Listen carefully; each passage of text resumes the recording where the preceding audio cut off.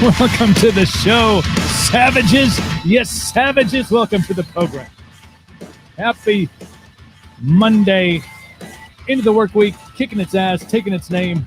Hello, Monday. Copious notes. Glad you are here. Thank you for being here. Wherever you're watching, hello. Welcome to Cooperville Live. Facebook Live on the Cooperville Live page, youtube.com/Cooperville Live. And we've actually updated the Twitch. So now it's twitch.tv/Cooperville Live. So it's the same across all the platforms. It's uniformity, which apparently is the secret to success. So they say. So if you're already following us on Twitch, it doesn't change anything. But if you want to join us on Twitch, because we have a new thing launching tomorrow called Twitch Tuesdays, then you can log into your Twitch app or download the Twitch app, search Cooperville Live, hit the follow button, smash it wherever you're watching. Make sure you subscribe. Make sure you hit the notification button so every time we go live, you are notified. And we can do this together every day. Every day, Monday through Friday. Big stuff. Big times. Special thanks out to our sponsor. It's me. That's Captain Coops. CaptainCoops.com. Throw the banner up there. Can we get the banner up there? There it is. CaptainCoops.com. For all your beard needs, from oils to balms. We also have beard butter, which works well on the mustache as well, in case you're wondering. CaptainCoops.com. If it's you, if you're just starting growing a beard, I had a gentleman the other day who hit me up on Facebook and was like, hey, I want to start growing a beard. I'm like, hey, I'm going to do it. Here's the stuff. So we're actually going to be, and we had Peyton Smith on last week, and Peyton Smith was talking about his inability to grow a mustache or inability to grow facial hair, and I was like, you just got to hydrate, brother. You got to hydrate. So we're going to send him some stuff. We had a couple of guys. Austin Bishop, we're going to send him. And who else did we have on? A couple of guys. We're going to send them all some stuff. Send them that Captain Coops. So if you or somebody you know is got beard game that needs a little work, I have the solution to the problem. And ladies, we're working on stuff for you too. We're working on some stuff for you too. Expanding the brand, if you will. There he goes. Joe's on the Twitch as well. Love it. And you can support the show and get exclusive content, all the stuff by joining our Patreon. The link is in the comment sections of wherever you are watching. So just click on the link. You can join for as low as $10 a month. Support the show. We got a studio build coming up that's gonna reinvent kind of what we're doing. Exclusive content. Plus, we are getting closer and closer to the launch of Cooperville Clothing Company, and the rebrand of the show and the clothing company is going to launch. And for those of you who are patrons, you will get first crack at the first run of Cooperville Clothing. So that's pretty badass. Be a part of it. Support the show. The link is in the comment sections wherever you are watching on the Patreon. So thank you for all that. Got that stuff out of the way. Busy weekend. It was one of those weekends that the foot did not come off of the gas pedal as far as like getting things done. A lot of work outside, even though the weather was kind of craptastic. Fenced in the backyard. We like behind our garage was like just crap, like not crap, but like just crap, weeds and crap, and a bunch of wood that we had gotten. My aunt and uncle moved from California to Eau Claire. Cut down a couple trees, and we're like, yeah, in the spring we'll get to splitting that wood. So it's just been two large piles of wood that have been tarped over for, well, the better part of 6 months. So we just got after it, man. We cleaned all the back up. We found there was a garden there, so we're planting a garden. Can become self-sufficient. Split a bunch of wood thanks to my brother from another brother, Matt, and Mark for coming over with the wood splitter. It was a great weekend. A lot of stuff got done. Had a bonfire on Saturday. It actually started off as like, I need to burn all this brush and like branches and other stuff. And that started off as that, turned into a legit Saturday night Wisconsin bonfire in 40-degree temperatures. It was beautiful, beautiful stuff. Had a couple of cocktails, had a couple of cigars. Life was bueno. It was bueno. Got up on Sunday, got back after it. My niece turned 16. Happy birthday to Jenna. 16 years old. We're going to take on the world. So happy birthday to her. It was a busy weekend. And then, of course, up and at it, 4 a.m. this morning. I did get done early. I got done earlier today from work, so it was nice to come home and be like just completely zombified for a little while before having to jump on the show. But it was all good. All good stuff on for the weekend. So hopefully you had a good weekend. If you did anything fun, post in the comments. We'll discuss your weekend too. It's not just about me. It's about all of us. We're all in this together, as they say. We're all in this together. Whether you buy that or not, I don't know. Do not know. Today's a big day. April the 12th is a big day. Joe, we'll get to what you got it when you go to this weekend. Beer Fest in Osseo. Nice. Was that over at Northwoods? My buddy Sean, was that at Northwoods Brew Pub there in Osseo? Yeah. We'll take the Captain Coops thing off there. Unless you forgot, CaptainCoops.com. Yeah. That's my buddy. Sean and the crew from Northwoods Brew Pub. I thought that it was coming up. Yeah, it's just so busy. Just doing stuff all weekend. Merchants Ball Club. Nice. Raising some money. I like that. Beer fests are always fun. Beer fests are dangerous though, because I am a connoisseur.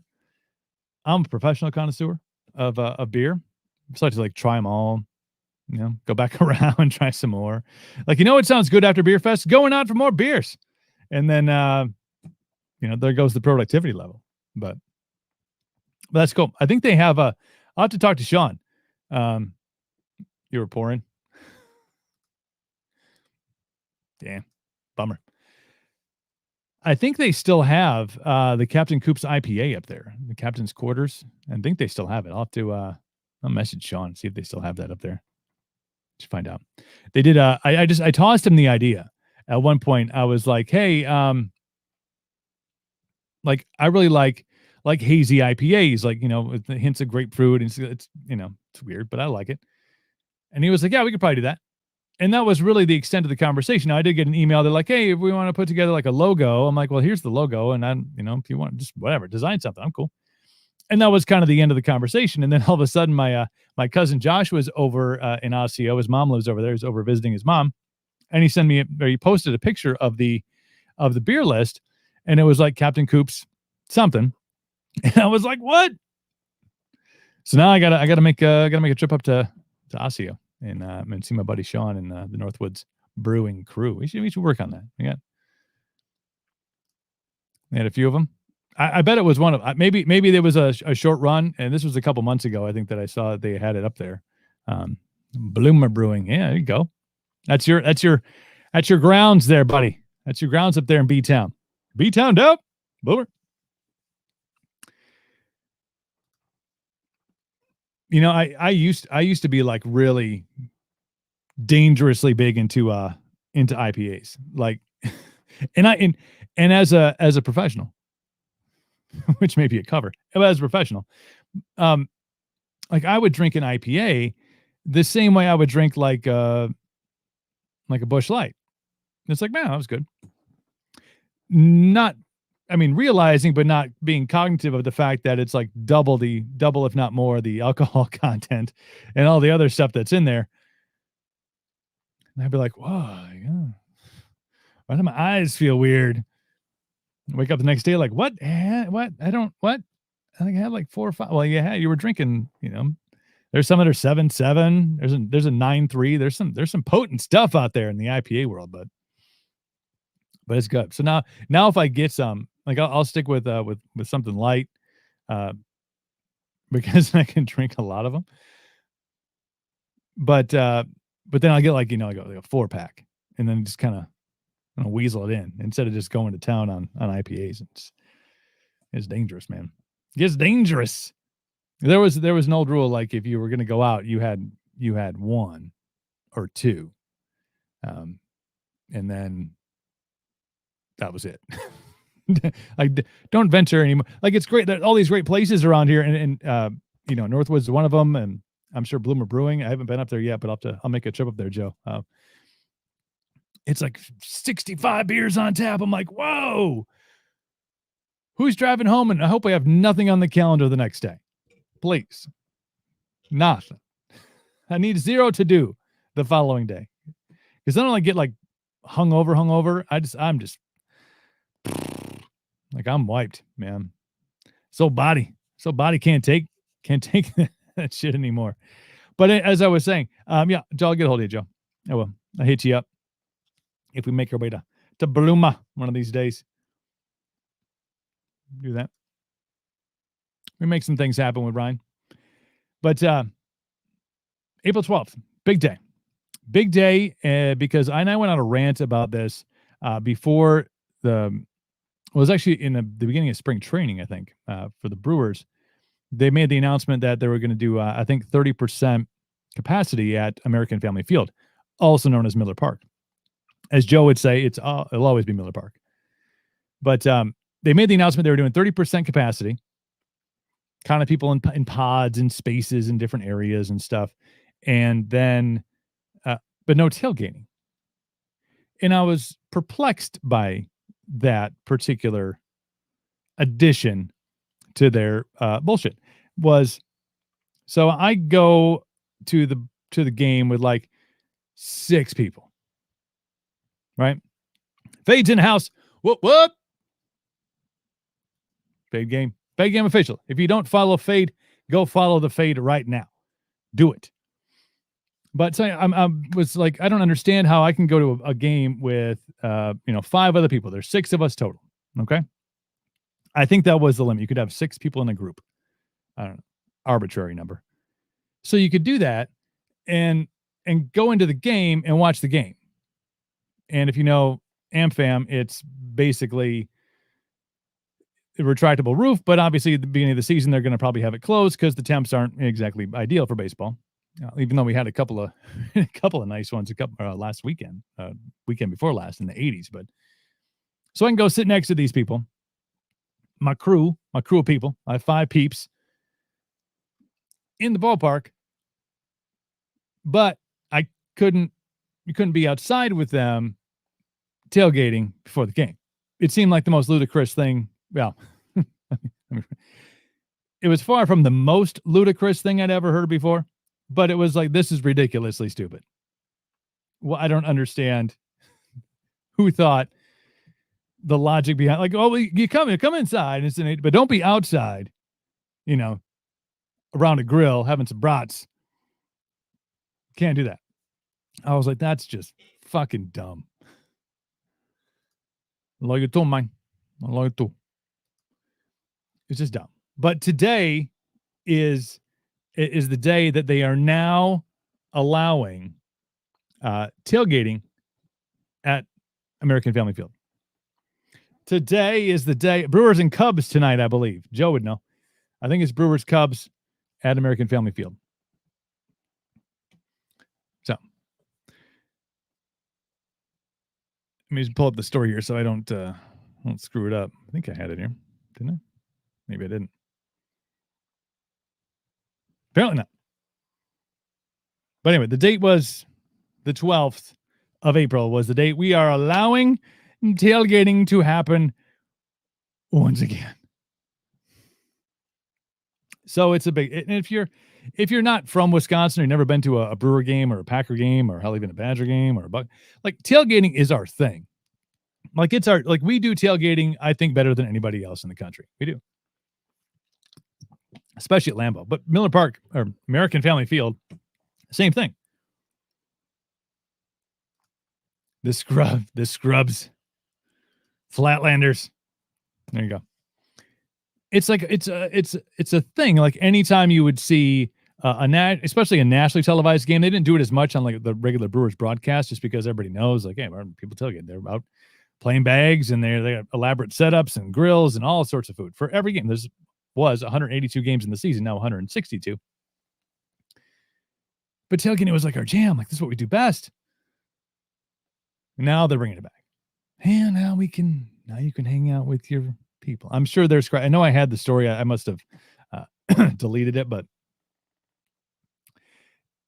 I'm sure there are stipulations. Like they probably have tailgating sections. You know, they try to make a big deal with it, deal about it with the racing sausages and Bernie Brewer. And they try to do a big like promo thing for it. Like, hey, we can tailgate again. I'm like, you know, that it's going to be all sorts of funky, right? Like there's going to be people and like, oh, you can only tailgate in this part of the parking lot. You can't be on here. And only 6 people per tailgate or 5 people or 4 people. Got to wear a mask while you're brought.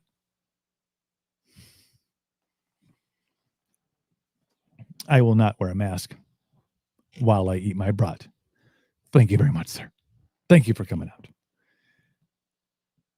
Also, a big day over across the pond over in England, as today is the day that the pubs are officially open back up in Britain. Congratulations. Way to go. Boris Johnson announcing the pubs reopen on April 12th. Also, shops and hairdressers also back. It's all because of their vaccine rollout, getting the pandemic under control. So now you can go back to the pub in the UK, which is great. Man, I feel bad for those. Suckers, man. That's crazy. April 12th. Couldn't go to a bar until today. So they're celebrating over there, I'm sure. And it's a Monday. We can go back to the pub again. Hurrah, hurrah. I don't think that's actual. I think that's an actual anthem. Yes, sir. Yes, sir. They don't have the luxury of the states deciding. They got to have their PM making all the decisions. It's wild. But it's different kind of everywhere you go when you look on a global level. Because in Canada, Montreal, more lockdowns in Canada. This is from the New York Post. Riots erupted in Montreal on Sunday evening, hundreds taking to the streets to protest ongoing coronavirus restrictions, keeping the area locked down, including an overnight curfew. Freedom for the young, the largely unmasked crowd chanted as they massed along the commercial strip in historic Old Montreal. One of several social media videos of the demonstration shows. Although the protests began peacefully, it eventually descended into destruction and as rioters lit fires and smashed through several storefront windows during the display. Montreal cops dished out a preliminary total of 108 tickets, 107 for violating public health regulations, and 1 for an unspecified violation, and made 7 arrests. Dozens of other acts of vandalism remain under investigation, according to the Constantine. This is what happens when you lock people down. Like, I don't understand why there's confusion. Like, oh my gosh, I can't believe you can't believe it. It's been a year. It's been over a year. It's been a 13 months plus. And there's been scientific research proving that lockdowns don't do anything. Yet Canada, Montreal, keep on going to these extremes, and you wonder, why are they so angry? Why can't they just abide by what we say and follow the leader and just stay home and stay safe? Tomo arigato, Mr. Roboto. Because we're not robots. That's why. That's why they can't do it. That's why, because you lock people down for a year, they go, I've had enough. And they start to protest that, and they're like, oh, really, I've had enough. And they lose their shit, and they do bad things. I'm not condoning these things. These are bad things. Don't break shit. Don't burn shit. That's bad. That's dumb. If you got a ticket or arrested for doing dumb shit, you deserve to do it. You deserve it. But the numbers. You hear the numbers? Montreal cops dished out a preliminary total of 108 tickets, 107 of those for violating public health regulations.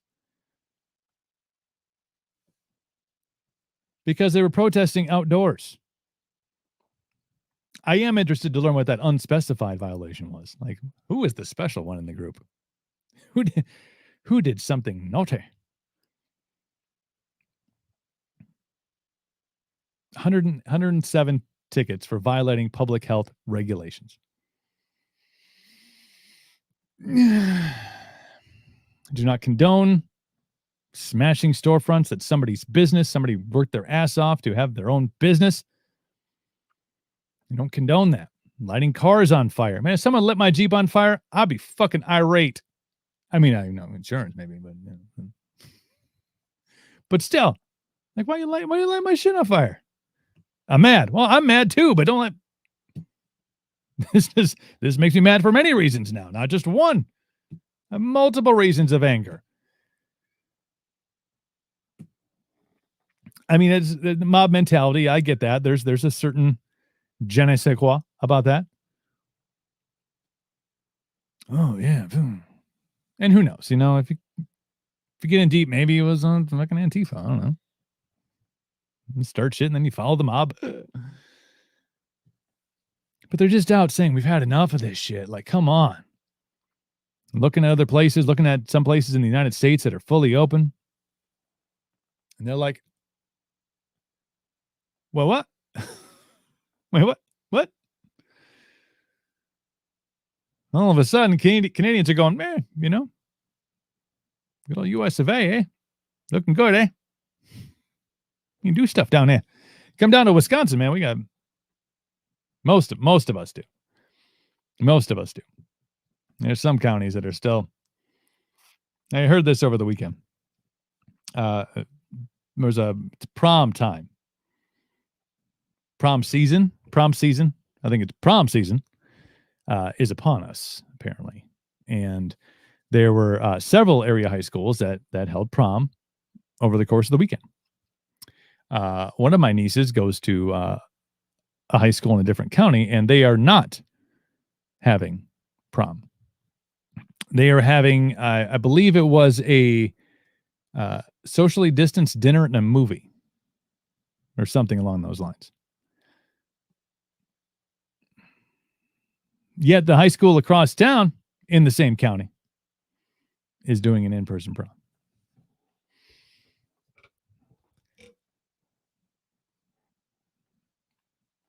I don't understand the rules. Why are the rules so different? Yeah. Oh, maybe on the west side. It's okay. It's okay on the west side. You know, watch out for those north siders, though. That's where the trouble is. And keep them away from each other. Get up here. Saw a bunch of friends of mine have the kids going to prom, all dressed up, all happy, all smiling. My buddy Mark was over this weekend. His daughter went to prom.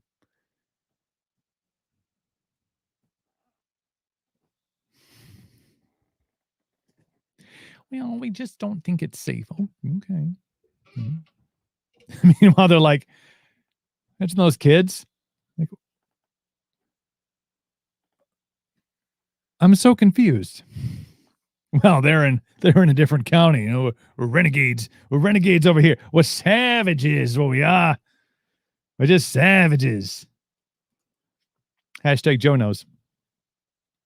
Indeed. It's crazy though. I mean, you see on the global vantage point of things, it's like, wait a minute. Today, pubs open today in Great Britain. Riots in Canada because they're sick of being locked down. Sick of having their rights violated. Probably the first time in a long time. And besides, like, everybody brags about like Canadian healthcare, but it's like it's free healthcare.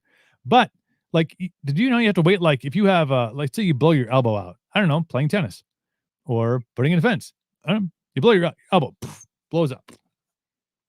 There's like, it's like 6 months. 6 months to get the surgery. Like, but sort of, what do I do in the meantime? Well, but what you don't have to do is worry about paying for health insurance. Okay. How's this look? Just Put some duct tape on it. It'll be fine. So they actually they'll cross the border and they'll get surgery done here. Just saying. But outside of that, it's probably not very often they look down at us, and go, like to be down there. It looks fun. Until now, they're like, what? All of a sudden, they're like, hockey's cool, but we got hockey in the States too. Weather around here is basically like Canada. Anytime it gets really cold, we blame Canada, so it must be the same up there. Like, polar vortex. Damn it, Canada. But they're looking at us like, some of us, not all of us. Trust me, they're looking at other places and going, places not to go, places to go. Put it on the list. This is kind of this is interesting. Interesting in the, depends on, let your mind take you where your mind takes you. How about that? This is a good, it's a good experiment on where you're, because I know where mine went when I read the headline. I was like, you want to do what now? From the New York Post, the Pentagon has developed a microchip that detects COVID under your skin. Microchips? Where have I heard this before? Medical researchers at the Pentagon have created a microchip that will detect COVID-19 when inserted under your skin.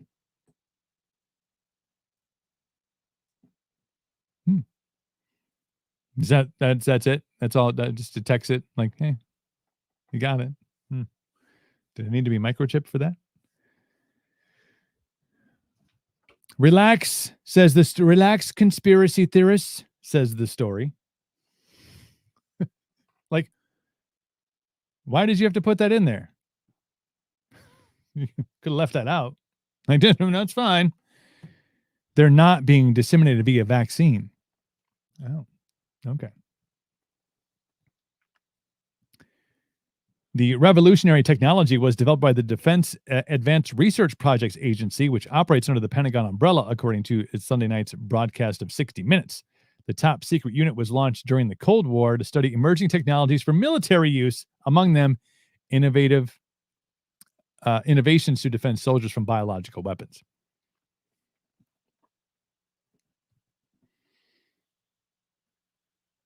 So the diagnostic microchip, they compare to a car's check engine alert.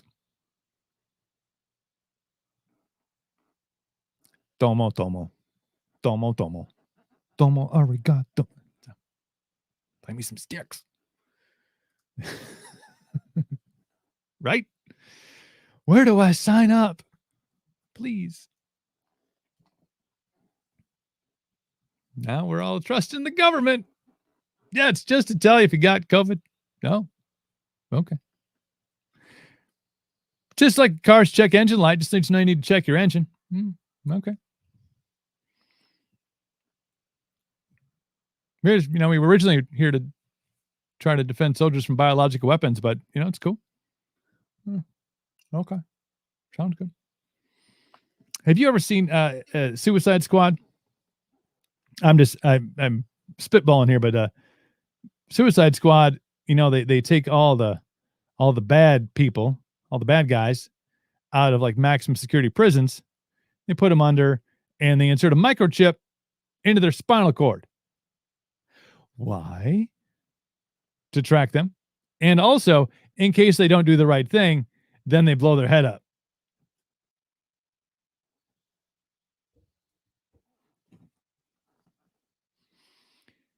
Art, life, art, life, art. That's weird. I'm sure they even say in the story, conspiracy. They say it in the story, conspiracy theorists, they're not doing it via the vaccine. They're just going to put it in you some other way.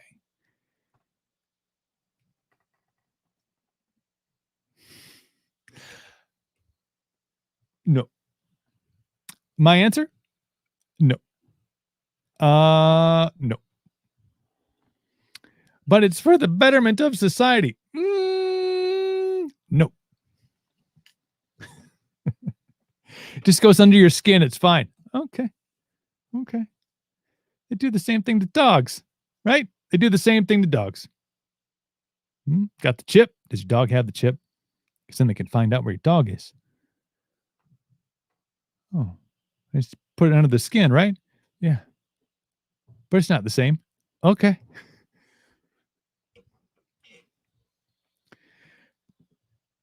Okay.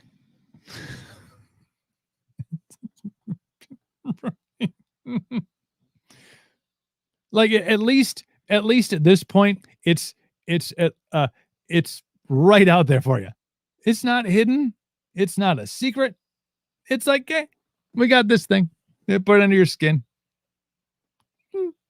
No big deal. NBD. Okay.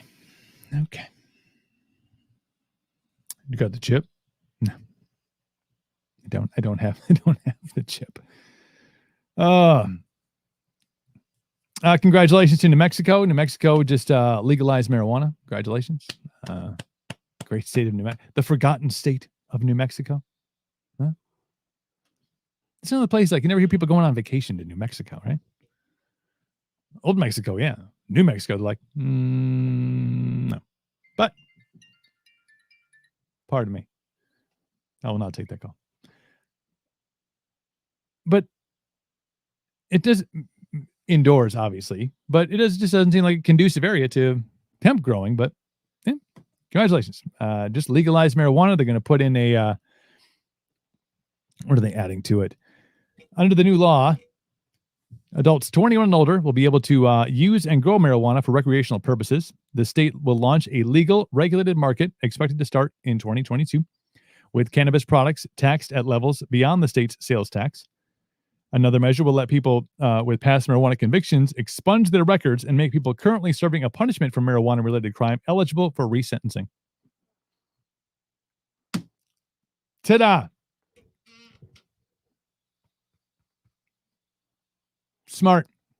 That's smart. That is smart stuff. And I've told you before, I don't partake. But if you partake, fucking more power to you.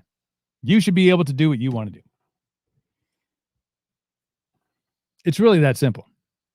That's the whole thing. I might not do it. Then again, I just opened the show talking about my asphyxiation on IPAs every once in a while. But that's me. You don't have to do it. Civil, independent choices. You can make your own choices about what you do to your own body. So, if you want to smoke, smoke. You want to do some edibles? Do some edibles. CBD stuff, that's my, I'll jam on that. Got this, there's this stuff I've been talking to my buddy Milo about. He runs Everything Hemp LLC, this D8 stuff that is, I guess is pretty fantastic. So we're going to try it. We might try some on the show. Who knows? Crazy shit may happen, but it's okay because it's personal choice. So congratulations to New Mexico for beginning the process of legalizing recreational marijuana. Their roads are going to be so nice, man. Oh, jealous of all your nice roads and all you legal states. For years, been saying it for years. Legalize it, tax it, just like you do to alcohol, just like you do to tobacco, with less health risk. But my mind is stuck in all these things I heard back when I was a child, and drugs are bad. I believe in science. You believe in science? Huh? Okay. Congratulations, though. That's good for them.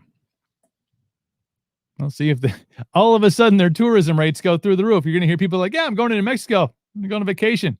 What are you going to do? Stuff and things. Okay, cool. Have fun. Do the things, man. Do the things. I was excited. Conor McGregor, Dustin Poirier, we're going to fight for the third time. Series tied 1-1. One for McGregor in the first. and Dustin in the second. And they're going to go for the third. Like, this will determine. So the fight was already scheduled. It was on for July 10th. McGregor Poirier, round 3. Do it up. The two were scheduled to face off at UFC 264 on July the 10th. Conor McGregor says the fight with Dustin Poirier is off after the two exchanged words via Twitter today. That's why I stay off of Twitter. Bad shit happens. The chatter started when Poirier called McGregor out for not donating $500,000 to his charity, the Good Fight Foundation, after McGregor said he would if Poirier defeated him in January, which he did. Poirier tweeted that McGregor's team stopped responding when he inquired about the donation after the January fight. He says his foundation reached out 3 times with no reply. A donation, not a debt, McGregor responded. We have been awaiting the plans for the money that never came, as I do with all my donations. Know where it's going, dot for dot. Otherwise, it goes walking, as this is the case with a lot of these foundations, sadly. Poirier responded by saying his team reached out to McGregor's team via email to discuss the process, but never received a response. The 32-year-old Dublin native countered with some name-calling and obscenities before ultimately tweeting the fight was off. Because that's what Conor does. You are ripped, you inbred hillbilly, McGregor said in a tweet. Why do you wink with your ears? You fucking brain-dead hillbilly, 500K with no plan in place. Ye hang tight, fool. You must be new to money. The fight is off, by the way. I'm going to fight someone else on the 10th. Good luck with your old contract, kid. Well, bam! Now, this was one of the most highly anticipated bouts of the summer in UFC. UFC hasn't commented yet, as this just happened today. Now, Conor used to be a big talker, mouthy, arrogant. It still is, but definitely has toned down a little bit, more respectful, a little more like, hey, just want a good fight, a little less swag. And you kind of saw what happened in his last couple of fights. Now, perhaps this is just a way to notch it back up, start some trash talk on Twitter, and then build up anticipation for the fight. Like, it's off, it's on, it's off, it's on. Fuck you. And then they'll fight on the 10th. I don't know. But it's just, again, Twitter's where bad things happen. You know what I'm saying? You gotta stay off the Twitter. We'll do one more story. What do we got here? Are you into the paranormal? I'm kind of into the paranormal. Used to be maybe a little more into it. Used to watch all the ghost shows, Ghost Adventures, Ghost Hunters. Especially like Halloween, they would do like live stuff, like live from here. And sometimes you'd capture some stuff. You're like, ooh. But when your mind is dialed into it, maybe you think you hear some things that you don't. I don't know. We're going to get Chad Lewis back on the show. Chad Lewis is a Wisconsin paranormal investigator, written a ton of books, a lot of stuff with the paranormal and with mythological creatures. So we're going to get him back on. We're trying to nail down a date when he's not busy, and then we can get him on the show. But if you're into the paranormal, perhaps here is a wise investment of some money you may have laying around buried in the backyard or something. From the New York Post, a haunted Florida jailhouse nestled between residential neighborhoods in Trenton can be yours for $140,000. It seems like a pretty good deal if you're buying a old jailhouse in Florida. But beware, the property is not for the faint of heart. Pegged as certifiably haunted by listings agents, the Gilchrist County Jail has been untouched since it closed in 1968. The listing describes the structure as a unique attraction where thrill seekers come to experience heavy paranormal activity. See apparitions walking around the grounds in broad daylight. Possibly the spirits within will voice what's on their mind when you arrive before you even make it inside. The listing creepily reads. For years after the jail opened in 1928, prisoners spent nights alone without a jailer, and that's when things would take a turn for the worse. Without any authoritative figure present, the gruesome trappings of what you would expect to happen if criminals were being left unattended inside of a jail, including murders, grisly standoffs, and beatings, became the norm. A house for the jailer wouldn't be attached until 1966, 2 years before the structure was completely abandoned. $140K. It could be yours. My buddy James is big into the paranormal. Maybe he'll go in on, buy a little. James, want to buy a little piece of property down in Florida? That must be an old jail. The pictures are creepy. If you look for the story it's on the New York Post, the pictures are. There's one. I think there's a mannequin or something, but there's something standing in front of a window. That kind of you glance past, you're like, what the fuck is that? I guess there's also a website where paranormal investigators have gone in and they've captured audio and they've shared it on a website. I'm not sure what the website is, but you can find it. New York Post story about the haunted Florida jailhouse for sale for $140,000. It just seems like a good investment. You turn it into an attraction, a haunted attraction. You can do year-round Halloween there. That'd be a jam. That would be a jam. Yeah, good stuff. Lots of crazy stuff happening in the news. Obviously, there was a police-involved shooting last night over in Minneapolis. They canceled the Twins game tonight because of safety concerns. So there's even more tension in an already tense area over there in Minneapolis, St. Paul, which is wild. There was also an incident at a high school in Tennessee. I believe an officer was shot. And I don't have the details on it just yet, but that happened just today. I was seeing some of the live stream come up from that. So it's just a crazy time. And you get kind of worried if you are a 2A person, you get a little worried that you didn't really see a whole lot of these things in the past 4 years. And all of a sudden you're starting to hear these stories pop up again. And maybe there's a logic to it. Maybe there's not, but this is where you start to get an agenda for weapons banning. And, it fuels the fire definitely for the left. Anytime one of these things happen, as tragic as they are. And, it's not, it is not the gun's fault. And the fact that can't resonate with people is a little concerning, but